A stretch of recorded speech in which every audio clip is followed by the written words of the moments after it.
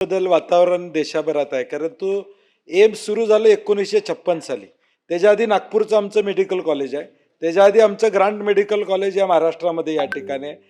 एम्सच्या पाठीमागं आपण का लागलोय मला अजून कळत नाही. एम्सच्या पाठीमागं का एम्सच्या पार आपण व्यवस्था करू शकत नाही का?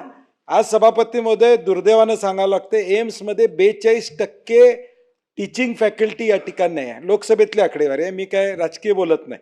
लोकसभेच्या प्रश्नात उत्तर आहे की 39 ते 42% स्टाफ तिथं भरले गेलेले नाही सगळ्या एम्समध्ये. एम्सचा अनुभव ठीक आहे, एक नाव म्हणून आपल्याला एम्सची गरज आहे, परंतु माझी वैद्यकीय मंत्र्यांना विनंती आहे की तुमचीच लेवल एवढी आणा की तुमच्या गव्हर्नमेंट कॉलेजसारखं कॉलेज इतर देशात झालं पाहिजे. कारण की आपल्याला इतिहास आहे, ग्रांट कॉलेजला तर 100 वर्षाच्या वर आपल्याला झाले. नागपूर 1947चं आपलं नागपूरचं मेडिकल कॉलेज आहे. मग आम्ही एम्स काय करते, असं काय करते एम्स वेगळं जे आम्ही करू शकत नाही?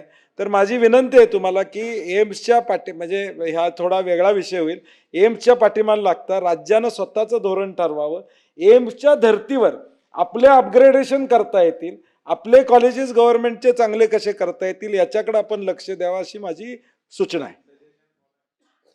सभापती महोदय, मी सन्माननीय सदस्य सतीश पाटलांच्या ज्ञानात भर घालू इच्छितो की मुंबई, पुणा, नागपूर या 4-5 ठिकाणी एम्सपेक्षा चांगले हॉस्पिटल आमचे शासकीय महाविद्यालयाचे हॉस्पिटल आहेत, आता आहेतच, तितकीच सुविधा आहे. परंतु जे सन्माननीय सदस्य विक्रम काळेंचा प्रश्न आहे की एम्स आल्यामुळं केंद्राचा पैसा येईल एवढ्यापुरतं मर्यादित आहे. लक्षवेधी क्रमांक 2.